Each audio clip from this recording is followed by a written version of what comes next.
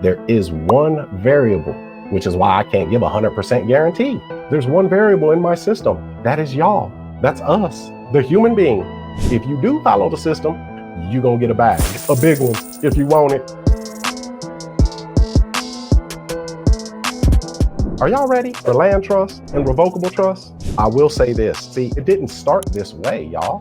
This is not how it started. You don't learn something new or decide that you want to do something and then go to bed that night and wake up the next morning with a whole community, with people around the country that are closing deals, or go to bed and wake up that next morning knowing how to do a deal exactly and how to negotiate properly and establish credibility properly. It does not work like that. There is a learning curve. If we want to get some results that we can't currently get, we have to develop skills that we don't currently have in order to get results that we can't currently get. It's simple. So that said, the system works. There is one variable, which is why I can't give 100% guarantee. There's one variable in my system. That is y'all. That's us, the human being.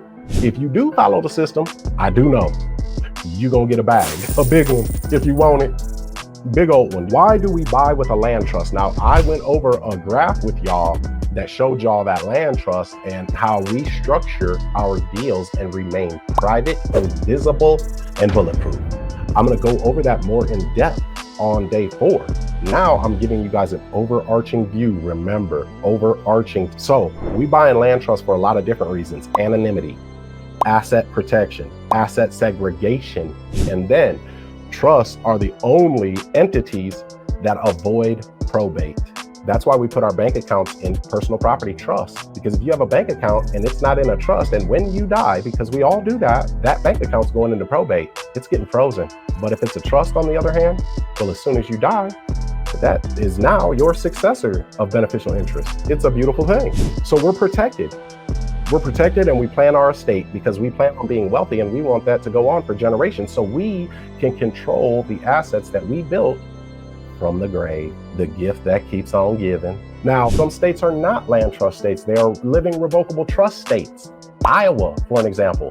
So what I do with my paperwork is I just remove the word land and just leave the word trust. That's it, just trust. And then the name of the trust, and voila. So anyway, how is the pen mightier than the sword? The first thing is land trust, and your declaration of land trust and land trust agreement is critically important. Then I told you a living revocable trust, they're the same thing, but the title that you put in front of it, the word. So if you're in a living revocable trust state, you just remove the word land and you just leave the word trust. Now, here are the primary things, again, overarching view. Now, some of y'all are saying to yourselves, this is a lot. Is it a lot of money or a lot of fucking limitations? I don't know which a lot you mean. And excuse my French, because I only fly first class and I'm getting kind of bougie. I'll damn near, when I go on vacation, only stay in a room that's got an infinity pool in it now. Does that mean I'm bougie, y'all? If so, call me bougie. Now, the first thing that you want to do with a trust is understand who will have the beneficial interests. Please write that down.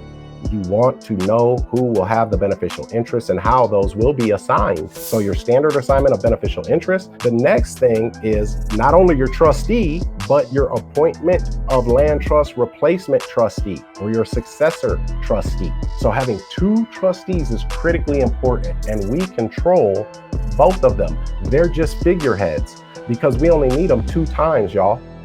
When we buy the house, we have them sign some paperwork, and when we sell it outright. Other than that, we control that thing.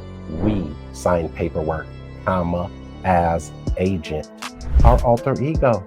Now, warranty deed to trustee, okay? We always use warranty deeds when we are buying because those have certain implications with them.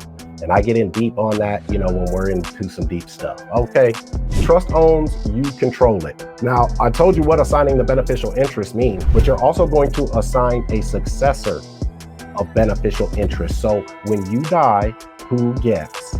And a trust, guys, is 100 shares. So you just divvy up the shares. So who is your successor of beneficial interest?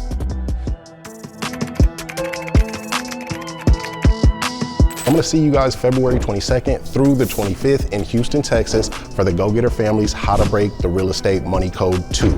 Click that link below to learn more and get your seat while there's still some left. Let's go.